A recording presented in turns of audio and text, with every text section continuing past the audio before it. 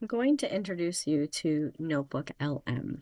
NotebookLM is a Google product and it is in the core services for Google Workspace for Education and is free for um, all workspace folks. You can find NotebookLM by going to this URL, notebooklm.google.com, and signing in with your Google account. And really, this is a powerful, powerful tool. I love it so much. I use it all the time. And we've been building in our district, building out like how many uses cases we have for this. And I'm just going to show you a few. One, in a way that I use it with the staff here and a couple of teacher examples. But before I do that, I just want to go into some of the features of a notebook. So a notebook is basically its own AI chatbot that you kind of build the content for. So, a large language model like Gemini or ChatGPT, that's built on the content that the developers give it. And most of it is just coming off of the internet. Well, in this case, NotebookLM is built on the sources you give it. So let's start by creating a new notebook. When we first create a new notebook, we'll see the opportunity to add sources. I like this better than a Gemini Gem because you can add so many different kinds of files. You can add PDFs, you can add Google Docs and Google Slides. You can add text files, audio files. You can paste website URLs and YouTube video links. And I love that. Most people, if you don't pay for the Pro Gemini for Workspace license, you'll get 50 sources per notebook. That's a lot of sources. So I'm going to just start by choosing something from my Google Drive as a doc, and then I'm going to add another source and maybe copy a YouTube video. Let's just copy one from here and paste that. If you see that the YouTube video is red and it says that it can't read it, it's because it doesn't have audio that's readable by the built-in closed captioning. So what this is doing is pulling the text out of closed captioning in the video. It doesn't actually use the person's voice or anything like that to build their repertoire from. It's just the text from the closed captioning. So you'll see right now I have two sources. I can continue to add more sources, but we're going to just start with that. In the middle is a little bit about the notebook. This is automatically generated right here, and it's generated from the sources that you give it. So this is not built on everything on the internet. It's only built on the sources you give it. Down below is where you can start chatting with the chatbot. And if you are going to share this with your students, they can have the ability to chat with your sources too.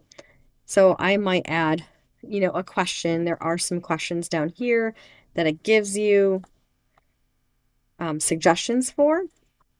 Um, let's see. How might I sync my Google Drive and my desktop computer? I know that's in the video. So it's going to pull information from your sources only. So after the chat comes up with the information, it'll tag each of the pieces of information it pulls with the source that it came from.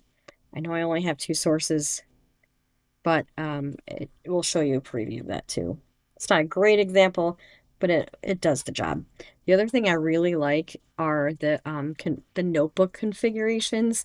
So you can go in here and tell it that you want it to be a learning guide, or if you want the style to be custom, you can actually tell it what kind of style to be, what kind of language to use if you want it to be a fellow teenager talking to teenagers. If you wanted to be a fellow teacher, and I'll show you an example of one of my other notebooks where I actually put in here, give empathy to frustration, that kind of thing. And then you can choose your length. So you can set the tone for how the chat interacts with the user. The end user either be you or the people that you share this with. Now, on the right-hand side is called the studio, and this has grown and developed over the last 6 or 7 months exponentially. Some of these things weren't here 6 months ago. The audio overview, if you were to click on the pencil icon, you can actually change the format. This is new also. It used to just, create a podcast for you based on the sources in your notebook, and you couldn't change anything about it.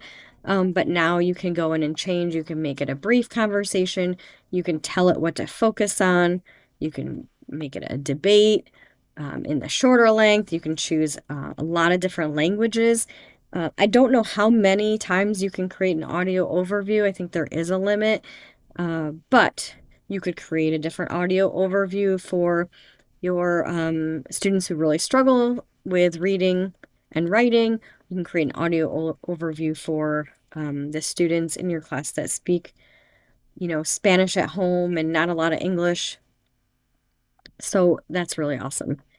And then you can click generate, and that will give it, it's a podcast. It's two people in very natural language, speaking back and forth about the topic, using information from, again, the sources you give it. The same goes with the video overview. This is very new.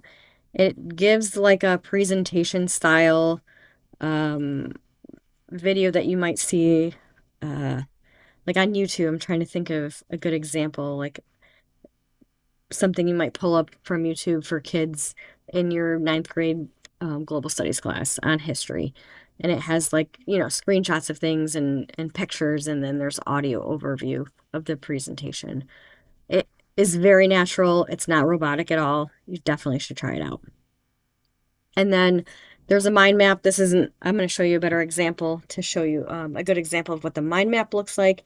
But when you click on any of these things, it does add it to the studio. So these items here that you are adding are available to the end user that you are giving viewing rights to your notebook. You can collaborate on notebooks just like you would on a Google Doc where two people can add sources. But if you're sharing this with students, you probably wouldn't do that. You would just have them be a viewer. I haven't played with the reports yet. I don't think this would probably be a very good example because there's only two sources, but you can create a quiz. And if you're sharing this with your students, again, you can modify the number of questions, the level of difficulty, things to try, things to focus on. And flashcards is really cool tools too, also. And again, you can modify that as well. So you have almost complete control over how this tool is interacting with your students or your staff. So those are probably going to sit and generate for a while. It does take a little bit, but let me show you a real life example of how some of this is being used. So I'm going to start with mine because it's a really good example of all different kinds of sources. So I've got some Google Slides, some websites, PDF files, Google Docs, a lot of different YouTube videos. I even put in the Google Workspace blog updates with some new things that came out. So you can see all different kinds of sources. And I made this for all of our staff so that they could get just-in-time help. So let's say I'm a staff member who forgot my web print password. So this is going to scan all of those sources looking for that information and be able to pull out instructions to kind of guide the person and what to do next.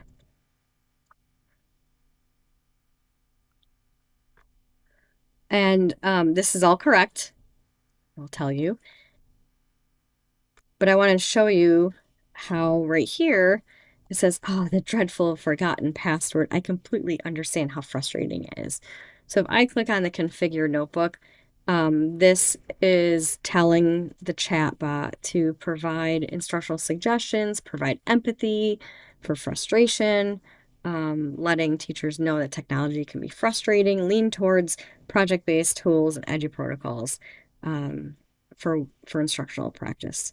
So I was able to give it some instruction, and that's why you see the instructional suggestions while you wait. It's kind of cute. But yeah, and then if I wanted to, I could save this to a note and that would show up in my studio. Now, if you look over here to the right, I haven't added all of these things. It's just not relevant really to this kind of notebook, but I'll show you the mind map is pretty cool. So this takes all the sources and categorizes them and then categorizes the information within the source into, bigger topic ideas. So I find this really fascinating and interesting. It's cool. So let me show you a real life example of a teacher who created a notebook for their students. And one of the items that this teacher added was flashcards. And I was playing with it a bit and I found something new that I didn't know before. But if you bring up the flashcard, you click on see answer, you read it, and you move on to the next one, see answer and read it, move on to the next one. When I see the answer and I read it, and I'm like, oh, I don't remember why this definition is like, I don't really understand it. If I click explain the flashcard, the chatbot will actually pull from your sources and explain why that answer is the answer it is for the flashcard. So I found that really awesome. I thought that was so cool. Here's another example of a way that you could use the mind map. So another different teacher is using this for her poetry unit and understanding African American poetry. But if I click on the mind map, it actually breaks down the African American poets and literary figures, and then it breaks down their lives and their information even further. So you can kind of get a bigger picture of each of these things and how that all relates together.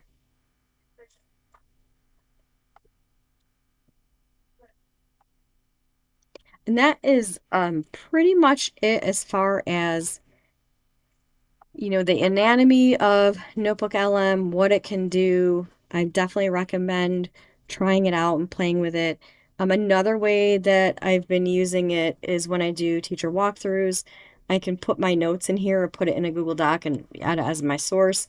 Put in my standards, the teaching and learning standards for teachers in New York State, or the ISTE standards, or whatever standards your district is using, have them here.